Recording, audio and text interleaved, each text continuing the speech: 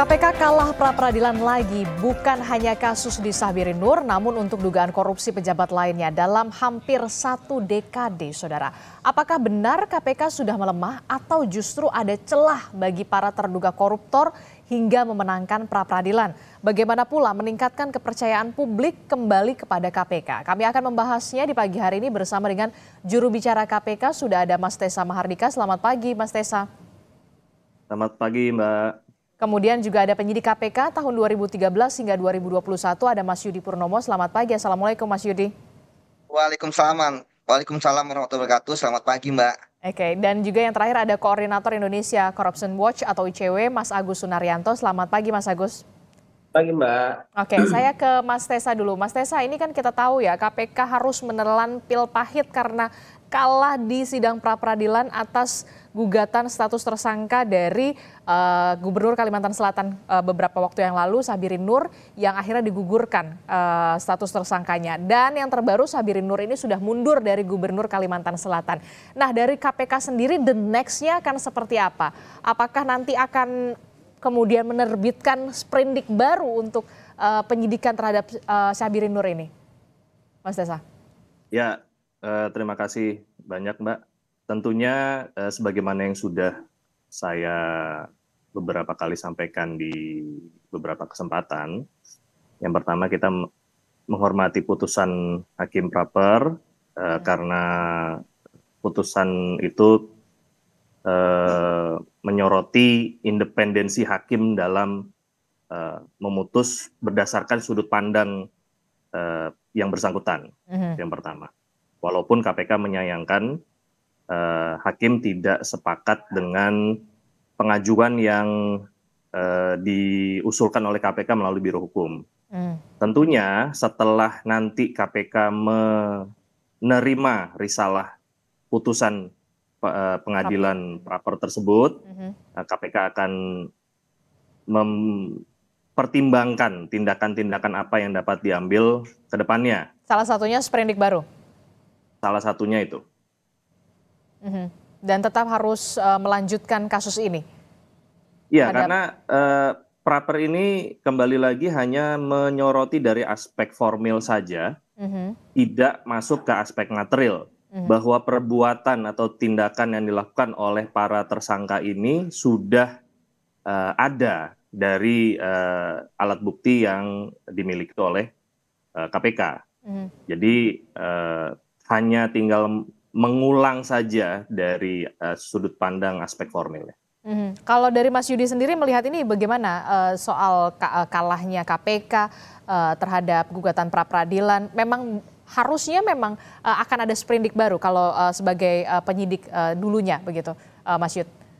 Ya, memang idealnya seperti itu, Mbak, ya, karena ini kan hanya terkait dengan formil ya, bahwa materinya kan belum diuji. Namun mohon maaf ya, ketika kemudian kita melihat pada saat proses penetapan tersangka yang dilakukan oleh KPK terhadap Pak Manbirin ini, ya, saya tidak melihat suatu keseriusan yang dilakukan oleh KPK. Ingat loh bahwa sudah ada surat perintah penangkapan, kemudian juga sudah ada penggeledahan. Saya tidak tahu apakah ada surat panggilan kepada yang bersangkutan untuk dipanggil ke KPK, ya, untuk kemudian diterbitkannya DPO. Supaya apa? Supaya tidak ada bisa dilakukan gugatan pra-peradilan oleh yang bersangkutan. Artinya dari sini aja strategi yang dilakukan sudah salah seperti itu. Jadi ketika kemudian akhirnya KPK kemudian bermain dalam pra-peradilan, kemudian meladeni, saya pikir di sini saya sudah bisa menebak pasti KPK akan kalah. Apalagi yang bersangkutan kemarin H-1 gitu ya, hadir gitu kan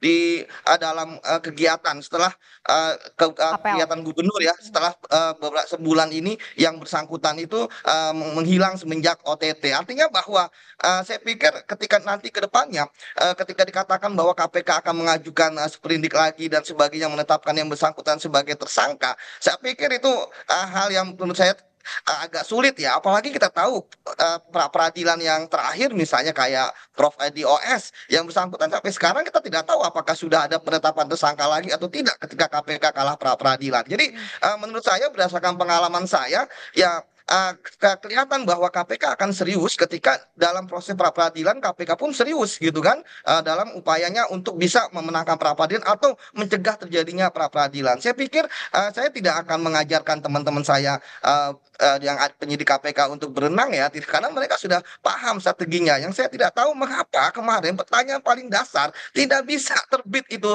DPO. Kalaupun kemudian akhirnya tetap ada pra peradilan, saya pikir itu tidak jadi masalah. Yang penting adalah usahanya, prosesnya yang kita lihat seperti itu, Mbak.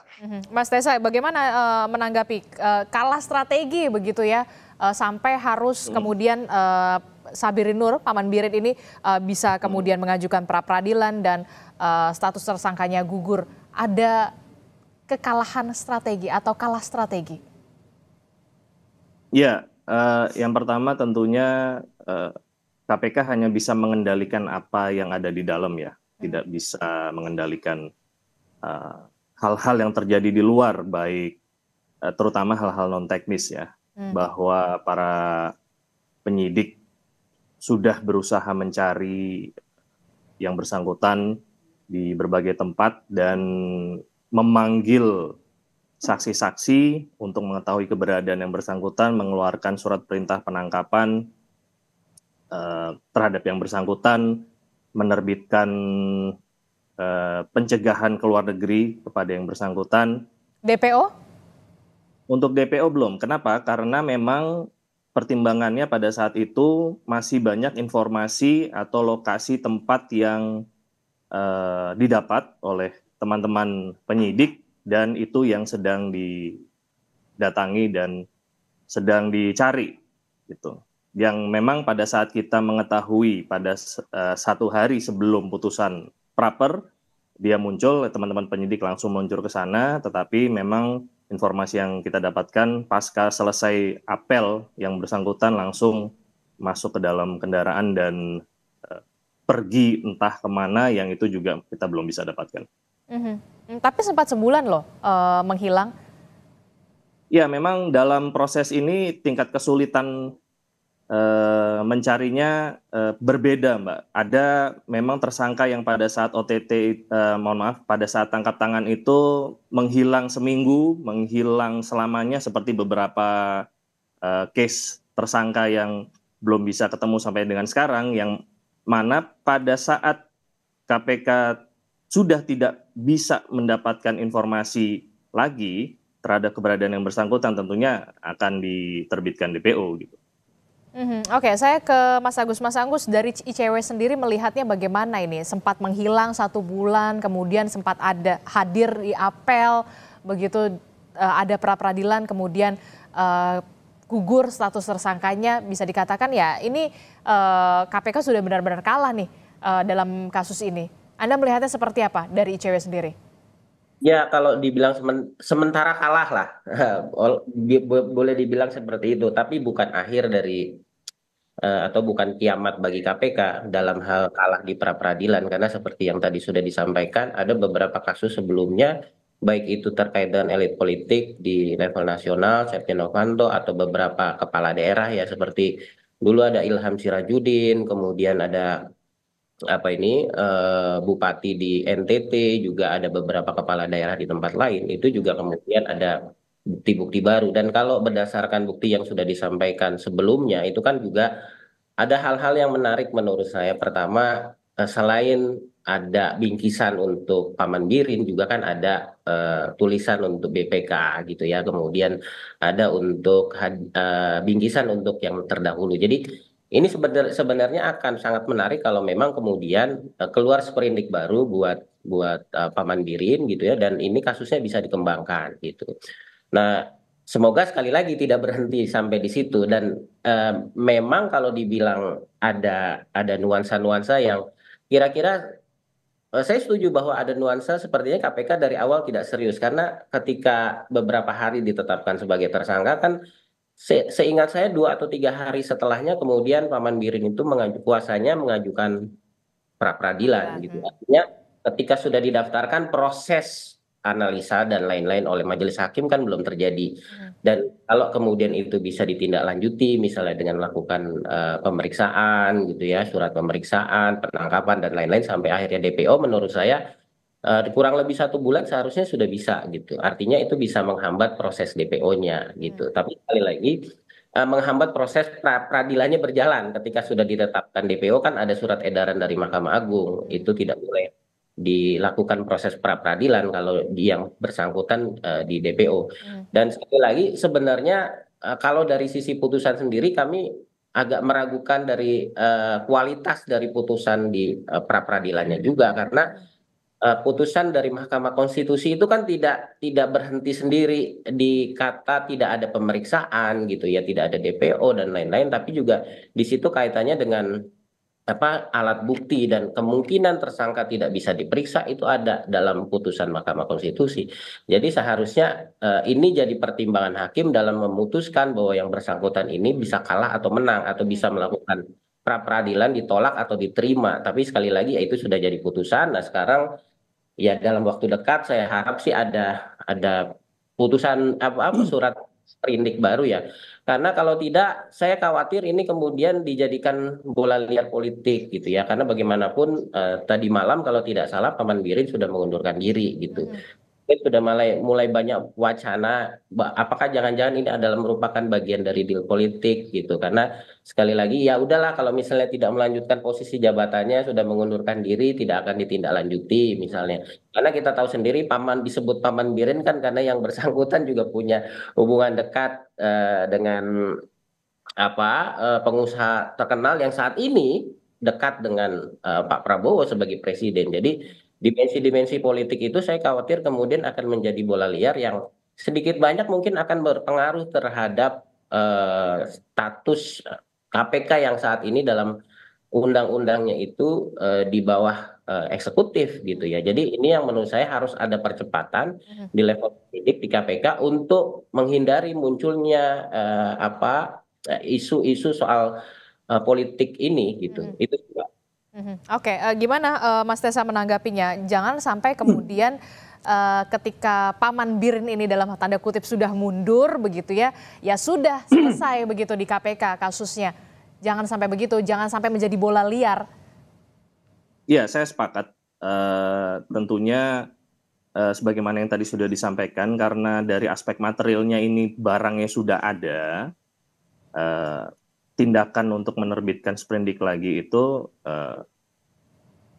bukan merupakan sesuatu yang tidak mungkin terjadi.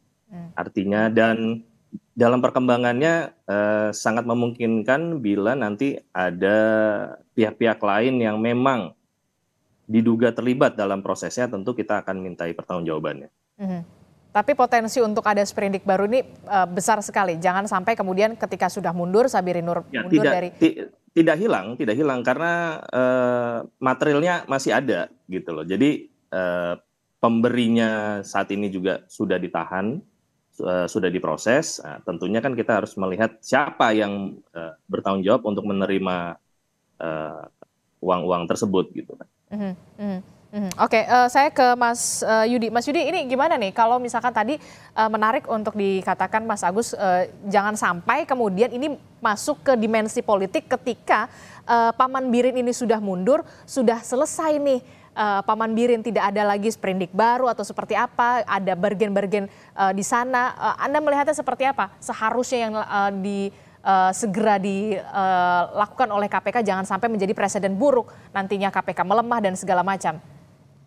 Ya, kalau mau dikatakan kebetulan kok setelah menang dia mengundurkan diri, kebetulan. Tetapi kan saya adalah orang yang berprinsip tidak ada yang kebetulan seperti itu. Walaupun itu kan membuktikannya agak sulit ya di ruang gelap. Namun sebenarnya ya Bang Tessa tentu sama seperti kita semua ya, harus setelah ini KPK kemudian membuka penyelidikan baru. Ya, kemudian menetapkan kembali sebagai tersangka untuk kembali naik ke penyidikan. Karena saya ketika kemudian melihat jawaban dari Biro Hukum KPK dalam sidang pra peradilan, itu kan buktinya sudah sangat kuat. Alat-alat buktinya lengkap, ada keterangan saksi, dokumen, dan lain sebagainya. Namun sekali lagi bahwa ketika saya melihat dari awal juga prosesnya KPK seperti tidak serius gitu kan, kekalahan kemarin bagi saya adalah sebuah tamparan gitu ya, bahwa ketika Anda tidak serius menangani suatu kasus seperti main-main, maka yang terjadi kekalahan ini akan membuat publik akan semakin tidak percaya.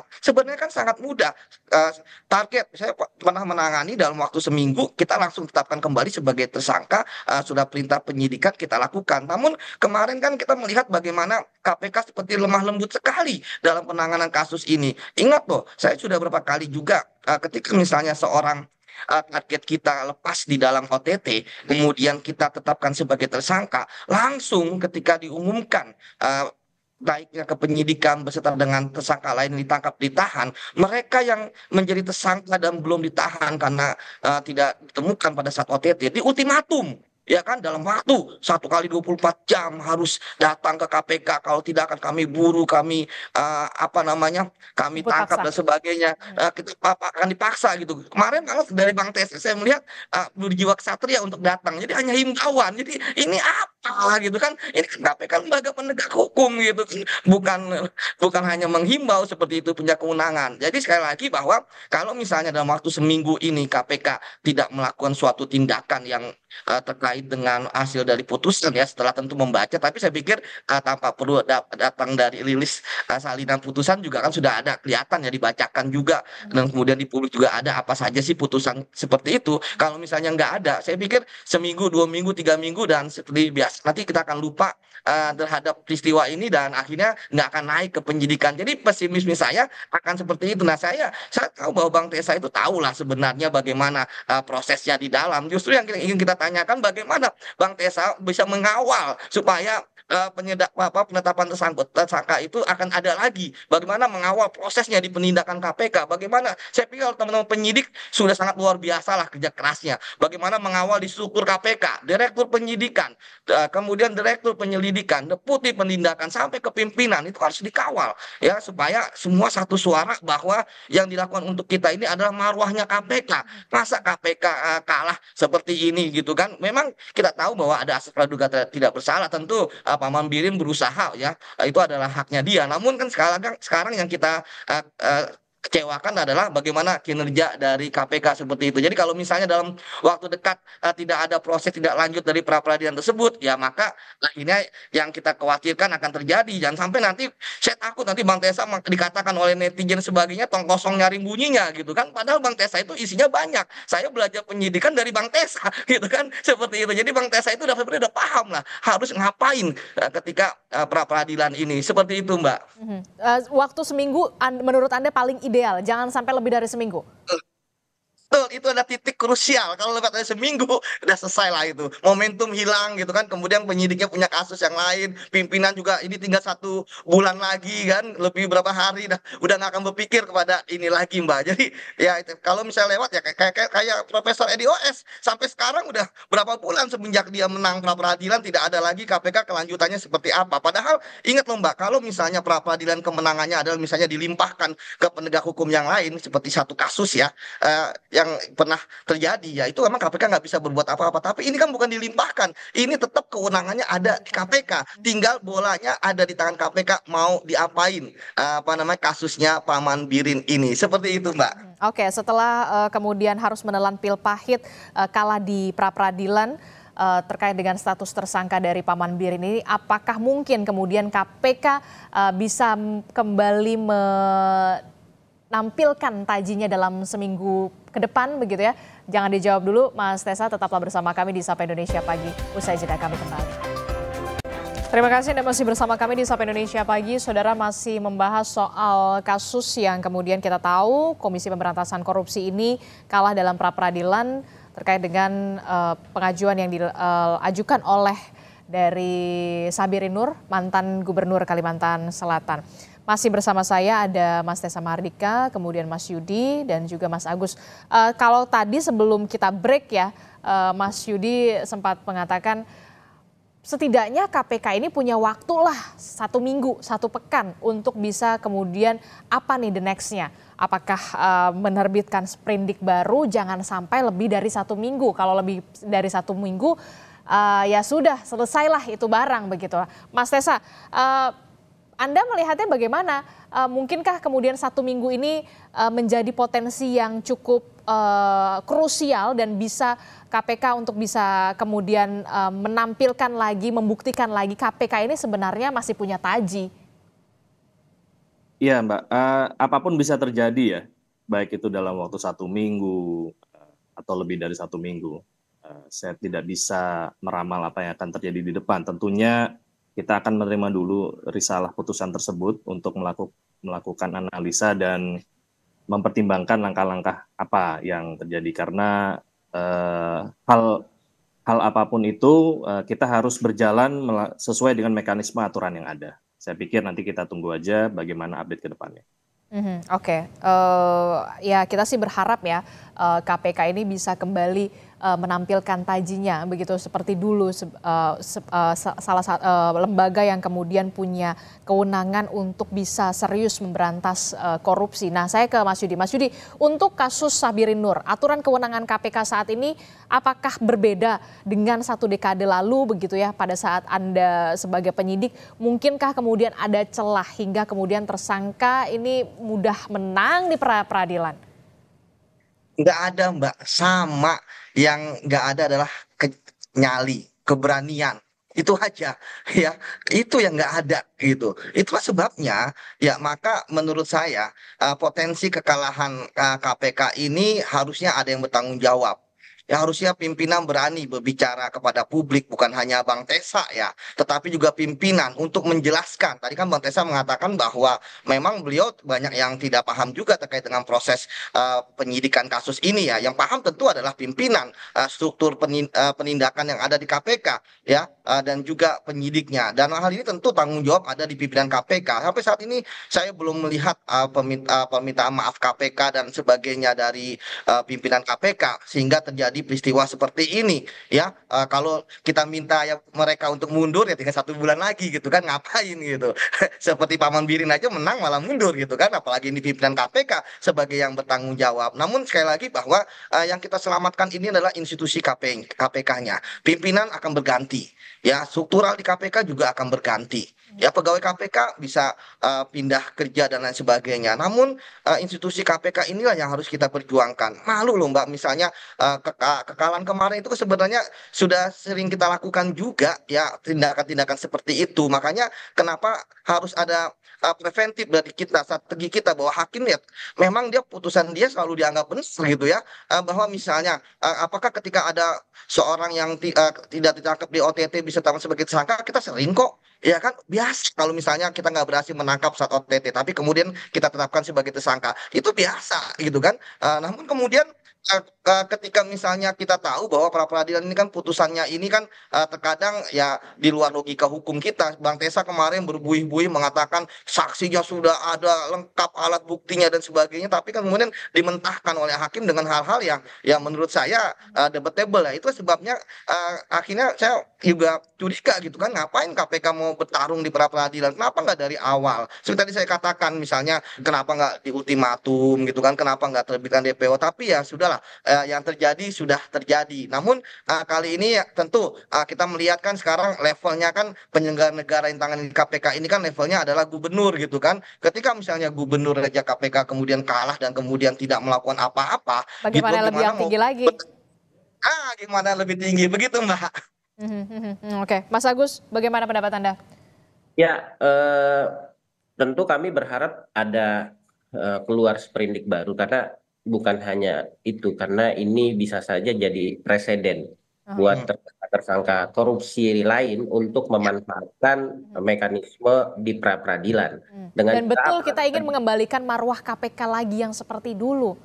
Betul, dan ini akan ditiru oleh tersangka lain dengan cara apa? Dengan cara melarikan diri gitu, atau menyembunyikan diri gitu. Kemudian mereka akan mengajukan pra peradilan, toh KPK-nya juga tidak akan mengeluarkan DPO ini gitu ya. Nah, jadi itu menurut saya yang harus dibaca. Nah, kemudian yang kedua tentu ketika mengeluarkan sprindik baru, karena yang bersangkutan ini Paman Birin ini kita anggap tidak kooperatif dengan melarikan diri kemarin atau menyembunyikan diri.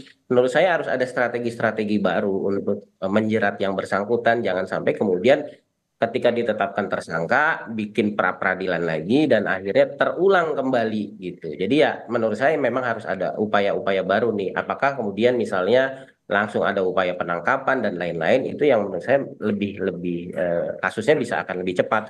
Apalagi tadi sudah disampaikan oleh Mas Yudi juga dan Mas Tesa di beberapa media kan bukti-buktinya sudah sangat kuat gitu. Apalagi gitu.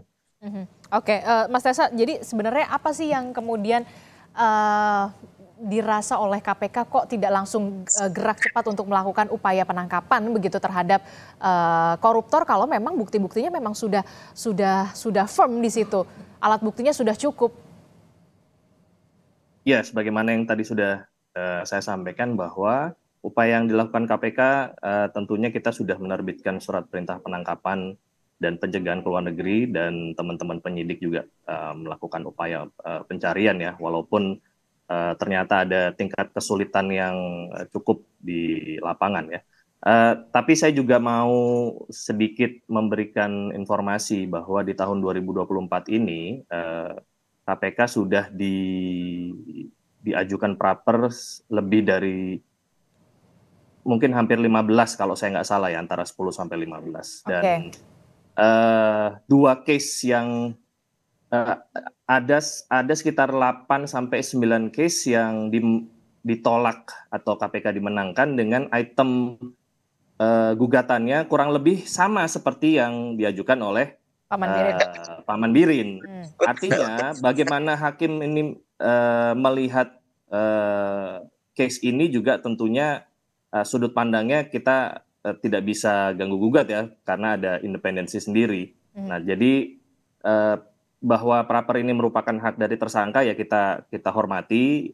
Kembali lagi KPK hanya bisa mengendalikan apa yang ada di dalam. Kita tidak bisa mengendalikan bagaimana tersangka ini mengajukan praper atau tidak, atau bagaimana hakim melihat perkara ini melalui sudut pandangnya seperti apa. Tapi wajar betul ketika di luar KPK ini rasa-rasanya kok gemas sekali begitu ya. Kita hanya ingin KPK ini kembali lagi marwahnya seperti dulu begitu ya, sebagai lembaga anti rasuah yang punya taji begitu, Mas Tesa. Ya, saya sepakat bahwa tentunya sebagaimana ya kita umat Muslim, kita harus semakin baik ya, tiap hari semakin baik, ke depannya semakin baik, meningkatkan kinerja segala macam, mencapai ekspektasi dari publik, dari masyarakat. Ya harapan kita juga nanti bila ke depan hal itu bisa tercapai, tentunya kinerja KPK dapat lebih optimal lagi. Oke, singkat saja saya ke Mas Yudi dan Mas Agus. Apa yang ingin Anda sampaikan untuk KPK untuk khusus kasus ini, Mas Yudi, terakhir? Ya, jangan lama-lama, segera proses lidik lagi, kemudian tetapkan sebagai tersangka, yang tentu ini akan menjadikan marwah KPK ya, yang kita tahu bahwa kepercayaan publik pada KPK kalah dari penegak hukum yang lain akan sedikit demi sedikit meningkat dibandingkan dengan sekarang. Tentu dengan kalahnya ini tentu akan merosot lebih tajam, seperti itu Mbak. Mas Agus? Ya, saya pikir sama ya, untuk membalikan citra kembali, membangun pelan-pelan modalitas yang selama ini sudah hilang gitu, dengan berbagai persoalan yang ada di internal KPK, mulai dari pimpinan, kemudian di level staf, pegawai, termasuk penyidiknya. Saya pikir ini bisa dijadikan momentum untuk mengembalikan kepercayaan publik dengan menetapkan kembali, mengeluarkan sprindik baru kepada Paman Birin, dan membuktikan bahwa KPK tidak terpengaruh oleh persoalan politik gitu. Jadi tunjukkan saja bahwa semua ini ada memang berbasis hukum, berbasis dengan alat bukti yang ada. Oke, kita akan tunggu kemudian langkah dari KPK setelah sidang pra-peradilan mengabulkan gugatan dari Sabirin Nur yang kemudian digugurkan kasus tersangkanya.